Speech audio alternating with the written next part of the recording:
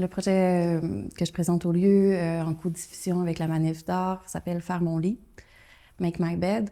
Ça consiste en 8 heures par jour, 5 jours par semaine, faire et défaire un lit qui a une dimension démesurée. Donc, je me promène dans l'espace avec des immenses draps que je recouvre et que j'enlève par la suite.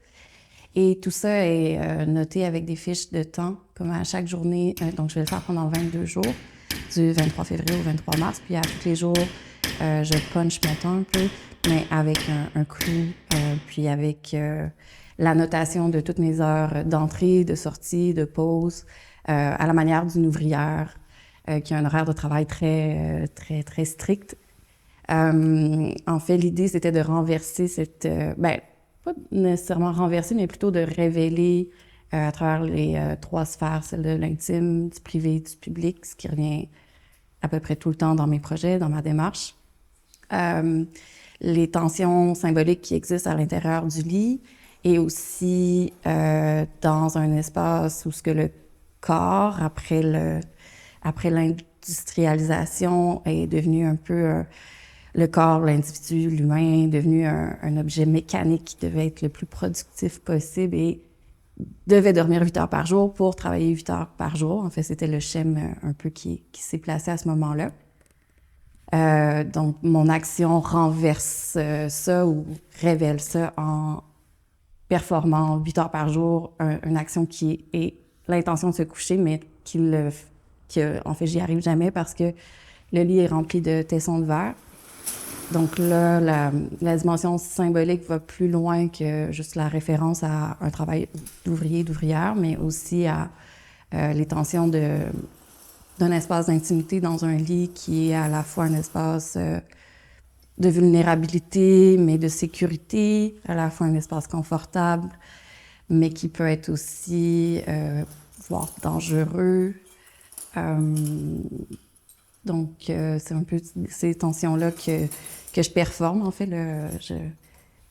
Quand les gens rentrent dans l'espace de la galerie, ils sont libres de penser ou de pas penser à ces choses-là, mais je pense que j'ai mis en place des éléments minimaux qui essaient de suggérer ces 2 phases-là.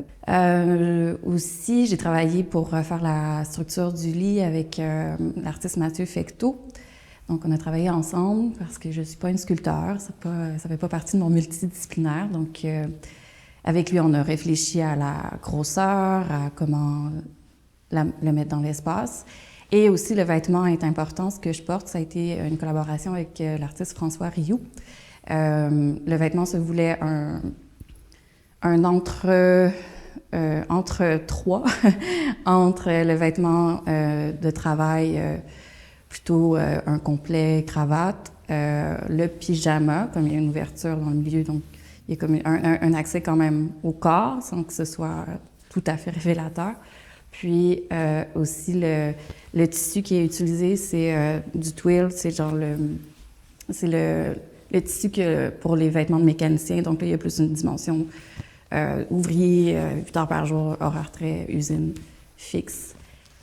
Ce vêtement-là est une ambiguïté entre ces 3 choses-là. Donc, je vous invite à passer au lieu. La performance est du 23 février au 23 mars, du mardi au samedi, de 11h à 19h, donc 8 heures par jour, 5 jours semaine. Ensuite, il y a l'exposition du 26 mars au 2 avril, au 6 avril, qui va être ouverte sans que je présente une performance. Et par la suite, la captation des vidéos va être diffusée du 26 mars au 28 avril dans l'espace d'accueil du lieu.